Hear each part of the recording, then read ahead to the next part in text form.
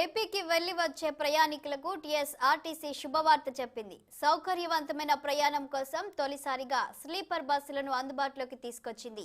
KPHP colony bus stop లో TSRTC chairman Bajireddy Govardhan AC sleeper coach బస్సులను MD Sajjanar Serilingampally MLA ప్రభుత్వ whip Arikapudi గాంధీతో కలిసి ప్రారంభించారు. మొదటి దశలో మొత్తం 10 బస్సులు సమకూరనుండగా వీటిలో 4 పూర్తి స్లీపర్ బస్సులు కాగా 6 స్లీపర్ కమ్ సీటర్ బస్సులున్నాయి. హైదరాబాద్ కాకినాడ, హైదరాబాద్ విజయవాడ మధ్య ఈ బస్సులను నడపనున్నారు అధికారులు.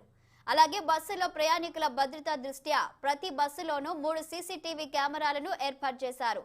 ఫ్రంట్ రోడ్ వ్యూ, ప్రయాణికుల బస్సు ఎక్కే ప్రాంతం, బస్సు లోపలి ప్రాంతంలో ఈ కెమెరాలు ఏర్పాటు చేసినట్లు వారు వెల్లడించారు. శ్రీ బాజిరెడ్డి గోవర్ధన్ గారికి షాల్ బొకేతో గౌరవించాల్సిందిగా కోరుతున్నాను. ఆనరబుల్ ఎమ్మెల్యే షేర్లింగంపల్లి శ్రీ అరికపూడి గాంధీ గారి ఎండి సంక్రాంతి మా టీఎస్ఆర్టీసీ కార్పొరేషన్ ద్వారా మరి ఇప్పుడిప్పుడే ప్రయాణికుల జనం వల్ల యాజమాన్యం పటిష్టంగా ప్రయాణికుల సౌకర్యార్థం బస్సులో మరి ఏర్పాటు చేయడం జరిగింది, కొనుగోలు చేసి ఏర్పాటు చేయడం జరిగింది. అందులో భాగంగా ఈ రోజు కూడా ఎక్కువ ప్రాంతాల్లో ఎక్కువ నేనేం చేయలేనన్న మరి దాన్ని విజయవాడ కానీ కాకినాడ కానీ రాజమండ్రి కానీ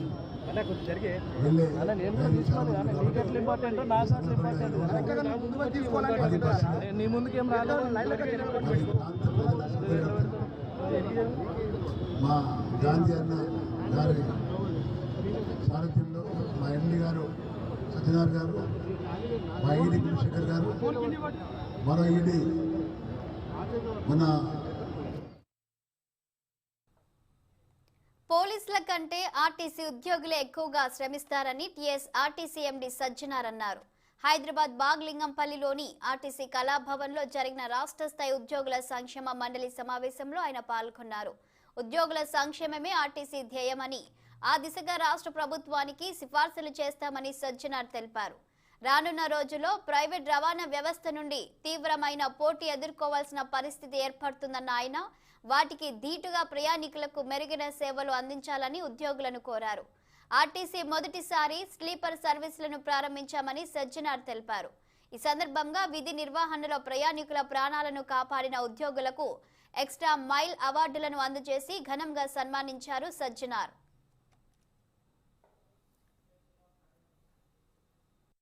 టీఎస్ఆర్టీసీ చిన్న అడుగు కాదు, పెద్ద అడుగు వేసిందని చెప్పడం నాకు చాలా గర్వంగా ఉంది. మన పురుషోత్తం అన్నట్లు మనం ఏదో ఇక్కడ చిన్న రేస్ మనం చేశాను. మనము 2023లో ఒలింపిక్ రేస్ పోయినట్లు మనం అందరూ కూడా పరిగెత్తాలని చెప్పి నేను ఆశిస్తున్నాను. మీటింగ్ చాలా నుంచి ప్లాన్ చేయడం జరిగింది, బట్ అనుకోకుండా వేరే రకరకాల కారణం వల్ల ఆలస్యం జరిగింది. బట్ ఈరోజు 80% మనం అందరూ కూడా కలవాలి, ఒకసారి ముఖాముఖి చేయాలని చెప్పి మనము నిర్ణయించడంతోని ఈరోజు ఈ ఒక మీటింగ్ సక్సెస్ఫుల్గా కావడం జరిగింది. ఈ మీటింగ్కి మీరందరూ కూడా నేను నా తరఫు నుంచి, మన చైర్మన్ గారి తరఫు నుంచి, మేనేజ్మెంట్ తరఫు కూడా మీరందరూ కూడా నేను స్వాగతం కోరుతున్నాను.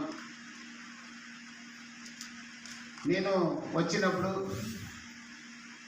ఈ యొక్క మన డిపోజ్లో ఎంప్లాయీ వెల్ఫేర్ బోర్డు ఉన్నాం సార్, చాలా బాగున్నాం అని చెప్పడం జరిగింది. ఇది ఒక సిస్టమ్ 2019 నుంచి స్టార్ట్ కావడం జరిగిందని చెప్పినారు.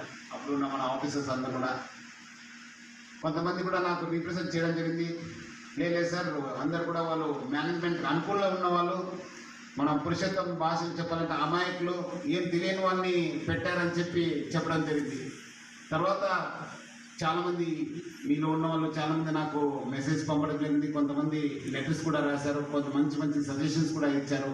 ఈరోజు కూడా మీ అందరు కూడా చూస్తే మీలో చాలా శక్తి ఉంది. వాళ్ళంతా ఎవరు